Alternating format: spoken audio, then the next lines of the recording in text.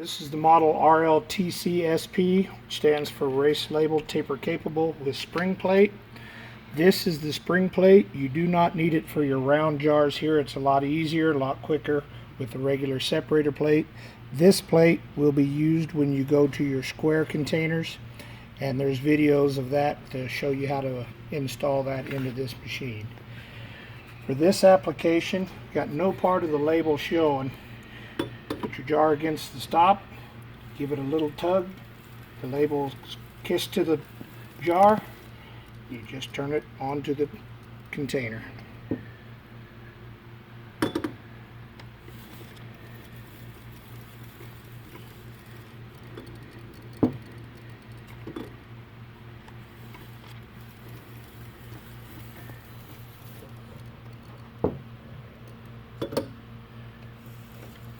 When the container gets to the end of the label, it just keeps spinning. Now nothing else will advance until you give it a little tug. Line these up here.